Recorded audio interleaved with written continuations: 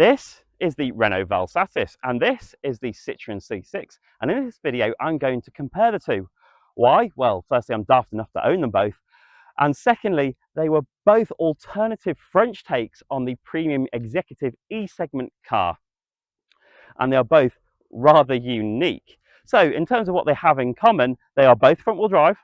They are both the flagships of their respective brands, and they were both available as petrol or diesel engine cars. They were also both the presidential French car, the Vel Satis first, and then the C6 later. Although when the Queen of England visited France, they had to get back out the Vel Satis because it has a lot more room for a hat. Now I'm going to compare both of these cars, and I'm going to say at the end of the video which one I think is best, but which one I'm going to keep long term, because I can only keep one of these. I've had the C6 2 years and the Vel Satis 5 years, and I can only continue to maintain and look after one of them. Now, my Vel Satis and C6 aren't exactly directly equivalent because they are different engines, transmissions and spec levels. So my Vel Satis is a 2-litre petrol engine, which was the entry-level engine, and it's also a manual. Now, the Vel Satis range consisted of that 2-litre petrol, available as a manual or auto, a 2.2-litre diesel engine, manual or auto again, and a pair of V6s, a V6 diesel engine from Isuzu, and a 3.5-litre V6 shared with Nissan. Now, that is shared with the 350Z, although in the Vel Satis, when it's mounted transversely and with an automatic gearbox, only has 250 horsepower. Now, the Vel Satis is a mid-spec trim, which is privileged. There was an Expression entry level and an Initial top spec. The 4-cylinder cars were only available as an Expression and a privilege, and then the top spec cars as a privilege or an Initial. Now, going to my C6, this is the bells and whistles car. This is the top spec exclusive trim level. There was a standard C6 and a mid-range Lineage trim level, and my engine is a 2.7-litre V6 diesel engine, which was probably the most common engine in the C6. That engine is actually shared with Jaguar Land Rover, although again it's mounted transversely in the C6. Now, that is paired with an automatic transmission. The V6s, which was also a 3-litre V6 petrol engine, are only paired with an auto. There was a 2.2-litre 4-cylinder diesel, again similar to the Vel Satis, which was available as a manual or an automatic. So when I compare these cars, I'll be bearing in mind those differences in terms of their specification and their engines and gearboxes. The Vel Satis is a replacement for the Renault Safran, and like the Safran, it is a hatchback competing in the E segment. The Vel Satis was launched in 2002 and soldiered on to 2009 in continental Europe. Over that time, around 62,000 cars were made, which, to be honest, isn't a massive amount. In fact, the car was withdrawn from the UK in 2005 before we got the facelift. So in France, they got the facelift car, which has a slightly different grille, exposed exhausts, and a different interior trim. They also introduced a 2-litre diesel engine at that time, replacing the 2.2. Whereas the C6 was actually launched in 2005, although it was probably 2006 before we started getting the cars in the UK. The C6 was built until 2012, and over that time, only 27,000 cars were made. So it was almost half as successful as the Vel Satis. Although as I go on around this video, you'll see how that probably is a little unfair to the C6. Now, the C6 was updated later on in its life, like the Vel Satis, and there were some changes to the engines. So there was a 3-litre V6 diesel engine, which was an upgrade of the 2.7 line V6. It's got a bit more power and lower emissions, and it's probably the most desirable of them as well. And there were a few other changes, such as different wing mirrors, different wheel design, and a bit of differences in the interior. So let's quickly talk about the styling, because both of these cars are very distinctive, but also very distinctively different to each other. Now, the Vel Satis has the corporate Renault face that they were introducing in the early noughties with this split grille design, although it's very much enlarged on the Vel Satis. And the Vel Satis has these rather unique vertical headlamps and quite a sort of long, but also steep bonnet.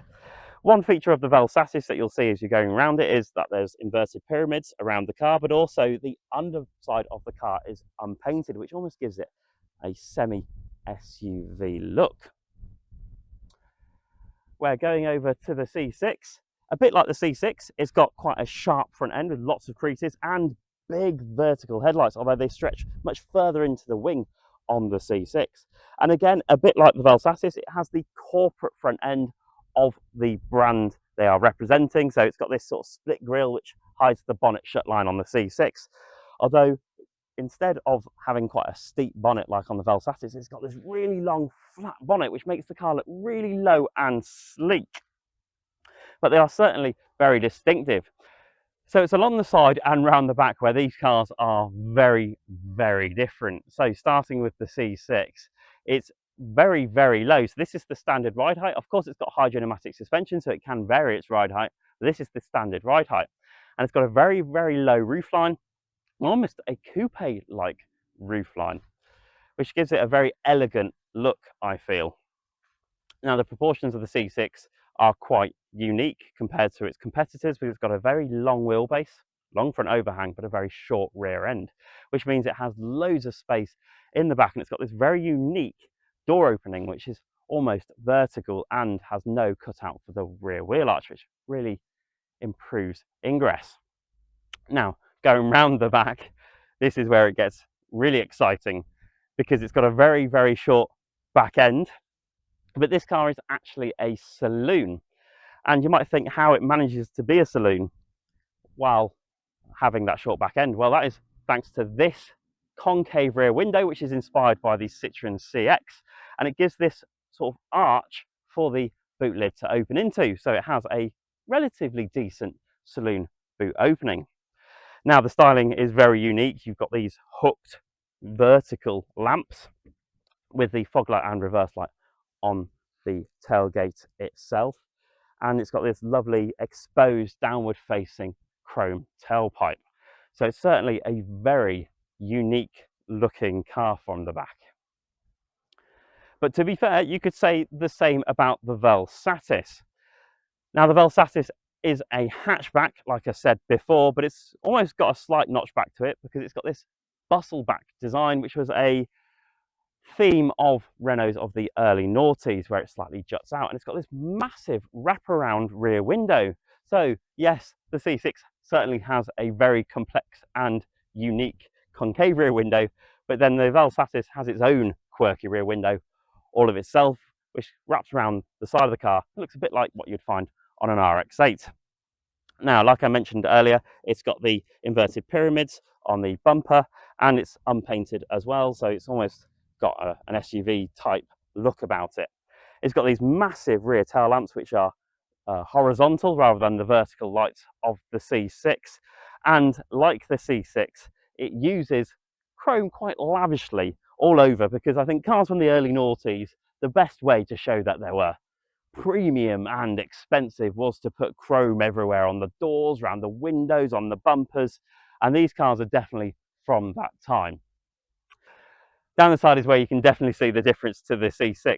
Although surprisingly, the proportions are quite similar. It's got a long front end, a short back end, and a very long wheelbase, which is definitely quite different to what you'd find on a sort of conventional E-segment saloon like a 5 Series or an E-Class. But the shape is vastly different to the C6. It's very, very tall. And because it's a hatchback, the roof continues quite far to the rear window before quite severely dropping off. So these cars are definitely very unique propositions compared to the alternatives in the segment at the time, from Mercedes, Audi, BMW, even Lexus, and even the Peugeot 607. These cars are certainly very unique, and I think the style is definitely one of the big draws for these cars. So I've already mentioned that one is a hatchback and one is a saloon. And this is where you probably argue that the Vel Satis is definitely the more practical car. I mean, being a hatchback, it's got a much bigger opening, and it's also got the height to the roof. Now, the boots both probably go back a similar amount, and the Vel Satis boot is definitely deeper below the parcel shelf than it is on the C6. Although surprisingly, I have both used these cars as my family car, and they will both fit a rather chunky two-piece pram in them. Now, the Vel Satis has an integrated blind into the parcel shelf. That was an option on my trim level, although standard on the top spec cars, which does help black out the rear end of the car. And my C6 actually has the optional tints on it, which make it look very G. But it does also have a blind on the rear parcel shelf inside the car. So they both share that. Now, the Vel Satis has a rather novel feature that it has soft close, which I think is completely and utterly unnecessary, whereas the C6, you just have to shut like that. One feature of the C6 I haven't mentioned, which I'll go on to a bit more later, is that it has a pop-up spoiler, particularly on this top spec car and I think the mid-spec car too. So when you go over, I'm trying to think now, about 40 miles an hour, it moves into its first position. And then when you go over 80 miles an hour, which I never have done, it'll go into its second position. Actually, it's 78 miles an hour to be precise. Now on the entry-level C6s, they have a fixed lip spoiler. And I think that's also the case on all the trim levels for the 2.2 litre diesel. And I think it looks definitely better with the rounded back end and the novelty of a pop-up spoiler, which you only tend to get on sports cars. Now let's talk about the interiors, because again, that's two areas of this car that these cars that are definitely very different, but also very special.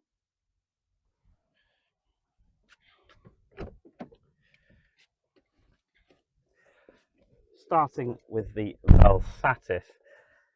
Now, the interior is definitely an interior from the early noughties and definitely one of a relatively expensive nature, but it has definitely dated over the last 20 years. Now, initially, it doesn't seem to be anything really that special, but the closer you look, you start to see the technology and the details, which are really quite lovely. Now, firstly, is the key card. Yes, this was a feature of pretty much all Renaults in the early noughties, but it definitely makes it more of an event and it makes it feel a lot more futuristic and tidies up the car a little bit because you don't have keys dangling by your leg. Now, another feature that this Vel Satis has is the electronic park brake. Now, this was one of the first cars ever to get it, and it just means it really tidies up the central console as well, and it just makes it feel a lot more premium to drive because you don't have to worry about putting the handbrake on and off. It does it automatically. Now you get push button start along with the key card, and you get things like a talking dashboard, which is a feature of premium Renaults going back to the 25 and the Saffron.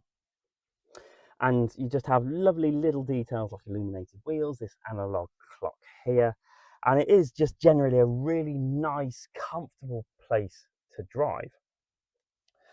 Now, there are lots of nice practical touches, sort of almost leaning on an MPV vibe. So you've got hidden cup holders here and a hidden tray here, which is fleeced like all of the areas in the car actually. Big glove box, big door pockets which fold out, big 2-level armrest which is massive and draws under the seat as well. And there's a hidden cubby here, although if you have sat nav, that would be where the controls are for that. Now my car is the mid-spec car that I've mentioned. It actually has the optional leather on it. This isn't standard, and you actually could get loads of colours for the leather interior, although I think this cream beige leather interior really goes well with the red exterior. You could get lots of different colours for the dashboard as well. Mine is grey with the wood trim, so it is a little bit dark, but it does contrast the seats really nicely. But generally, it's just a really nice place to be. The ergonomics are pretty good. The climate controls are separate. The audio's up here, and you've got buttons on the steering wheel for the cruise control. So it's just a nice car to drive. There's loads of headroom, loads of leg room. I could sit in these seats for hours. They're so comfortable, and they bend in the middle, and they have these bendy armrests as well, and integrated seat belts, so the seatbelt isn't cutting into your neck. So they've really focused on the seats and the comfort that they give you, and they are unique to the Vel Satis. They aren't used in any other Renault, although I think if you look at the Kangoo they adapted for the Pope, they put the Vel Satis seats in the back of it, so that's a little tidbit for you. Now let's have a look how it compares to the C6 in the front.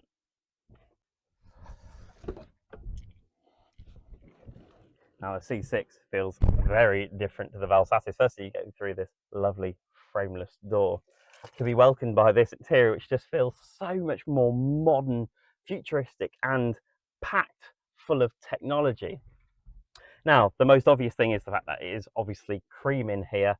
You could get a black colour scheme as well, and you could have tan leather seats, although you could get tan leather seats in the Vel Satis as well. So the cream does make it feel very different in here, although you could get much lighter colours in the Vel Satis. Now, aside from the key, which is a very old school flip key, which was used in all the other Citroens, there is loads and loads of technology in the C6. It's very much a flagship car, and it makes it feel definitely more expensive, and it's obviously a lot more obvious where they spent the money as well. So we have to start with this head-up display, which for the time this car was launched, which was around 2005, 2006, was incredibly advanced. And it doesn't just show you speed, it shows your main beam on there, it shows you sat-nav instructions on there, and I find it actually super useful.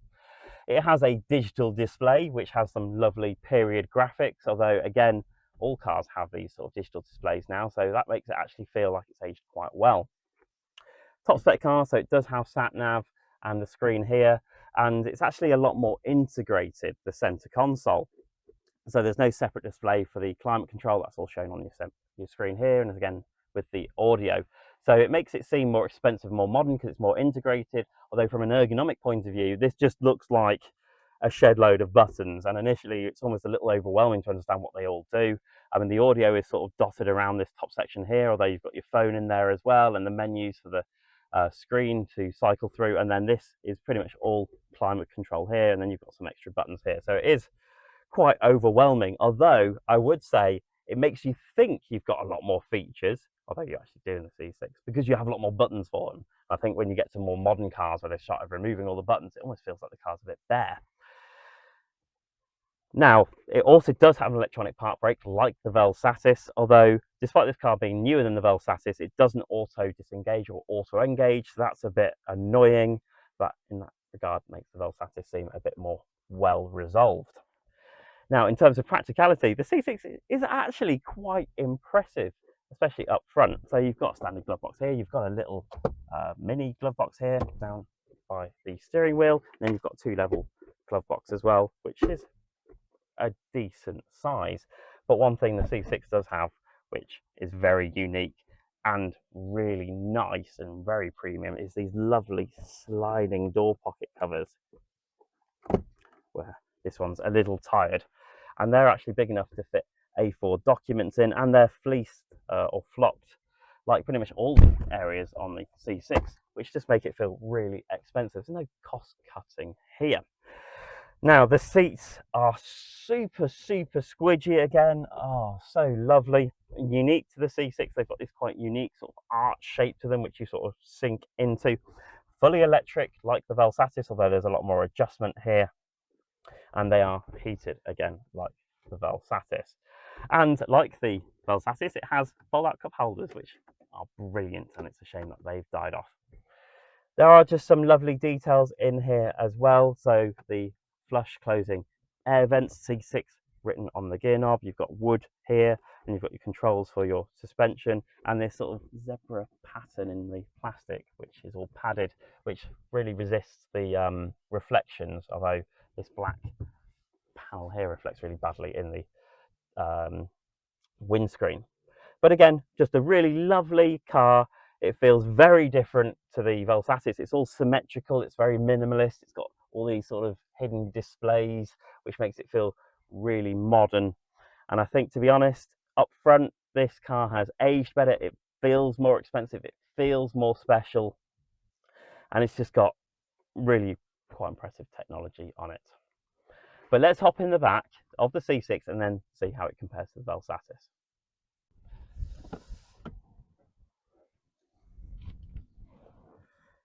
Now, it's certainly very special in the back of the C6. I mean, you just have loads of room. It's got a very flat floor, which is quite unusual for a sedan type car. And you've got these lovely frameless doors and that big door opening that I was mentioning earlier. And like the front, you also get these sliding door pocket covers, which are also A4 sized. Now, it just feels really lovely back here. The seats are super comfortable. And there's one thing that the C6 has, which the Vel Satis doesn't have, which is very special, is the option of a lounge pack. And that lounge pack means you have rear electrically reclining seats, which are heated. And you have a special button on the armrest that if you push, will move the front seat. which can sacrifice your front passenger's comfort for those in the back. There's actually quite a good amount of headroom. You'd think, looking at that roofline and the fact that the car is very low, you would think that it's a sacrifice that they've made, but they really haven't. And this is probably a good lesson to other manufacturers, that you can make a car look elegant and give it a coupe-like roofline, but still a place for your head. It's just a really nice place. You don't get tri-zone climate control like in the Vel Satis, but you do get rear fan speed adjustment, which is nice to cool you down. The seat design in the back is similar to the front, where you've got this sort of arch section which you sink into, and they are lovely and comfortable, and even more comfortable when you can recline them on the lounge pack. Now, you can fit child seats to the back. They have got ISOFIX, although it's very hard to reach where they are, particularly on the lounge version. And on the lounge version, you can't fold the seats. They are fixed, which does limit the practicality of the C6, particularly with the lounge pack. Now, let's have a look how that compares to the Vel Satis in terms of comfort and practicality. Like the C6, the back of the Vel Satis is a very special place to be. Now, you sit considerably higher than in the C6, but also considerably higher than you do in the front of the Vel Satis, because it's sort of got stadium seating. Like the C6, it's almost got a flat floor, so it's actually quite good for middle seat passengers, and you also get vent controls in the middle, but no tri-zone. You can't control your temperature back here. Now, there's lots of legroom, lots of footroom, lots of headroom. Or actually, it's okay. The seat is quite a bit higher, so it's not as generous as it is in the front. Now, you can't recline the seats like you can in the C6, but the seats are still super comfortable, super squishy, and the seat backs are quite nicely reclined. Now, there are some nice features in the back of the Vel Satis. So you've got pull-out blinds here on my model, which admittedly were optional or standard on the top set cars. You get a pull-down armrest like you do in the C6, although it's not as squidgy, because it has a storage space in here and pop-out cup holders, so it is a bit more practical, which is also supported by the fact that it's got these little awkward pop-out areas here to put something in. I'm not quite sure what you'd put in there and whether you'd be able to get it back out, because it will roll to the back. And you do have very, very small door pockets, whereas in the C6 you've got really big door pockets. So in practicality terms, maybe the Vel Satis has it, because it's a lot easier to fit a child seat, although the ISOFIX points are still buried in the seat. They're a lot easier to get to. There's a lot more room to get a seat in, and there's a bit more space, I think, to the front seat and to the roof with things like child seats in, and it does feel a bit wider actually. I think it's because the seats aren't as shaped as they are in the C6, so maybe for outer seat occupants the C6 is a bit better because you've got a seat that sort of comes around you, but in terms of having 3 occupants, I think the Vel Satis is probably a bit better. But they are definitely both very accommodating cars for rear seat passengers, and they have been both very good family cars. But the Vel Satis definitely edges it in terms of practicality, thanks to being a hatchback and having a very useful boot, but in terms of the space back here being a bit more usable. Now, let's compare how the two cars drive. Like I mentioned, the engine and gearboxes are quite different, and they're quite a big part of the driving experience. So I'm not going to dwell on those or attributes relating to them, such as performance or drivability.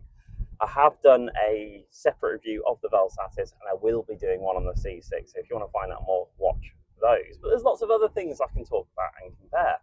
Now, to start with, I'm in the Vel Satis, and the first thing you really notice is just how light all of the controls are. The gear shift is very light, the pedals are really light, and the steering is very light, which means it's very low effort and easy to drive. There's not a lot of feedback from anything, particularly the steering. I just think it is too over assisted. And when you're going between cars like I am right now and like I do normally, when you get in the Vel Satis, you almost find yourself sort of oversteering to start with, because it's just far too easy to turn the wheel. Whereas the controls in the C6 are a bit heavier. I guess compared to other cars like German cars, you'd probably still say the steering's pretty light. But compared to the Vel Satis, it just has a bit more feel, and so does the brake pedal. So it just gives you a bit more feedback, really. Now, in terms of the handling, the C6 is quite a low car, and that hydropneumatic suspension has been designed to counteract pitch and roll with its 7 spheres and its loads of sensors and computing power, and it does handle very flat. Um, what I would say is that it feels quite heavy, and I know that's probably partly down to having a massive V6 diesel engine up front, and it's not as happy to sort of change direction quickly. I wouldn't call this an agile car. Now, in terms of handling, I actually think the Vel Satis handles quite well. It is a big, tall car, but it probably handles a bit better than you might expect it to. Now, it's actually not that heavy. My car's about 1,640 kilos, which I don't think is that bad for a car that's over, I think it's 4.86 meters. And I do think it feels quite agile, it grips quite well, and it resists body roll quite well as well. Now, the suspension is relatively conventional. It's coil spring, although it does have a sort of a hybrid multi-link setup at the back. And I do think perhaps they've traded ride comfort instead, which I don't think is the right trade. Now, it's a big French car. Stereotypically, you would expect them to have very good ride comfort, and I don't think the Vel Satis is as good as you might hope it would be. It crashes a bit over sort of broken surfaces and rough roads. The secondary ride, when you're just pootling along, isn't that bad. It's not that busy. It's quite nicely damped, but yeah, it just crashes about a bit too much. Whereas the ride quality in the C6 is a clear priority. I mean, it's got hydropneumatic suspension, and the main reason why you would fit that is to give it a good ride quality, because it is quite complicated and it is quite expensive. Now, my system is quite old and it probably has aged and it's probably not as good as it should be, but I have read other reviews that suggested that the C6 ride quality isn't as good as the older Citroens like the XM and the CX and the DS. And I would say I was expecting it to be supreme, and I wouldn't say it's quite that. It is very floaty, and if you drive down a gravel track, it's amazing. You just can't feel the gravels at all. But I would say it does crash a little bit more than I would expect it to over sort of big bumps, really. So it's not perfect, but it's definitely much better than the Vel Satis. Now, refinement in the C6 is generally very good. It's got acoustic glass. Wind noise is very good. You do get a bit of tyre noise actually, and it has got a big diesel lump, and you are very aware that it's there, although it actually sounds quite decent. It has quite a sort of powerful sort of about it. But it's clearly very refined, and you know, when you're on a motorway, it's very, very quiet. You know, constant speed, it's just silent. The seats in the C6 are incredibly comfortable. The seat base is so squidgy, it lets you sink into it, whereas the seat back is actually a lot firmer, but also curved, so it holds you in really. So with that, in that regard, it's better than the Vel Satis, which have lovely, super comfortable seats. The bolsters are just like ramps that launch you out the side. And yeah, it's just a very comfortable car. There's some lovely features in the C6 as well, which add to the comfort. So the head-up display is really useful because it's right in your line of sight, but even then the digital display in front of you is super clear and easy to see. I think it's much easier to see a digital display than a speedo dial. And then you've got things like the 2-tier armrest, which you can pop up, which I think just makes it a bit more comfortable for your arm. And you've got things like an electronic steering column, which I do think is unnecessary, but it does make it easier for getting in and out of the car because it automatically raises. So it is, you know, a superbly comfortable car and a nice place to be.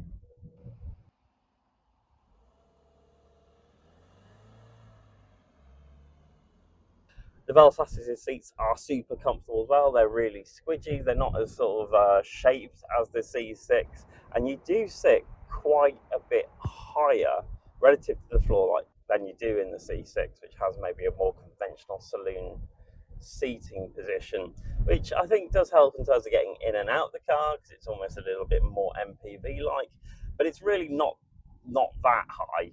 I think it's actually quite a nice driving position, and I could drive this car for a very long time. In fact, I could drive the C6 for a very long time as well, and I have driven both cars on rather long journeys. I think all in all, the C6 probably pips it. I think it has more of a clear focus on comfort. The seats are really nice. The ride quality is much better. Um, and I think that's probably what you expect from a big French car like this, and it gives it more of a USP over conventional competitors, probably from the Germans, which tend to be a bit more over damped and handling focused. And I think that's probably what you want, really, if you're in the market for this type of car. Refinement's very good, seating position's very good, and it's still quite a nice car to drive. The Vel Satis is still a lovely car to drive. It's still very comfortable. The seats are great. The ride quality is okay, but it does handle a bit better than the Vel Satis. It does definitely feel much lighter and more agile. But I think you would happily drive both of these cars for a very long time, and I have done in both. You've got cruise control, and when you're at constant speed on the motorway, they're just so quiet and so refined.